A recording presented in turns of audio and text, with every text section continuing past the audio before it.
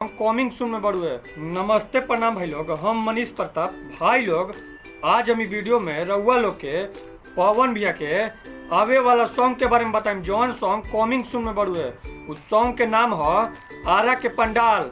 तो भाई लोग ये वीडियो बिना स्क्रिप्ट के लिए वीडियो के पूरा देखिए, और अगर चैनल पर वो लोग नया कम जा तो चैनल को सब्सक्राइब करिए, और वीडियो अच्छा लगे तो लाइक करी, शेयर करें।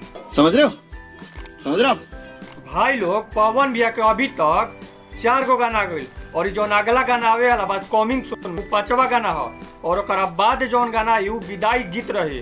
तो भाई लोग हम ये कहम कि पवन भैया के सब सॉन्ग के सपोर्ट करा जाए और खूब सुना जाए। शाबाश बेटा। भाई लोग पवन भैया के पहला देवी पचर आई रहे, 7 बहिनी आईली वेब म्यूजिक चैनल से आई रहे, और जौन आते आते पूरे इंडिया में नंबर 1 ट्रेंडिंग पे ट्रेंड करत रहे।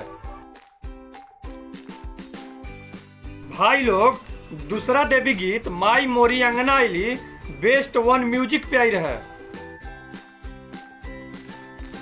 भाई लोग तीसरा देवी गीत अब होगा मैया का आरती जेपी स्टार पिक्चर प्रेजेंट पे आई रहे।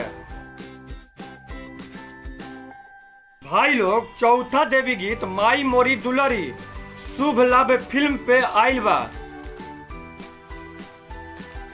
भाई लोग 5वां देवी गीत आरा के पंडाल जौन हो सके तो आदि शक्ति फिल्म पे आई। भाई लोग 6वां देवी गीत विदाई सॉन्ग आई, जौन अभी तक कंफर्म नहीं है कि कौन चैनल से आई।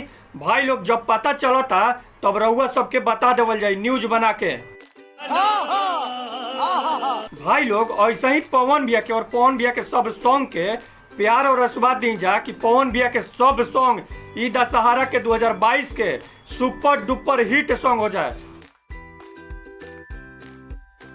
भाई लोग 2022 में देवी गीत में इतना सपोर्ट करी जा पवन भैया के कि पवन भैया नंबर 1 सिंगर बनस देवी गीत में, और नंबर 1 सिंगर तो पवन भैया है हवन। बस रउआ लोग के सपोर्ट करी बा, तो भाई लोग पवन भैया के रउआ लोग सपोर्ट करी जा, और पवन भैया के नंबर 1 बनाई जा, दुनिया के नंबर 1। भाई मजा आया।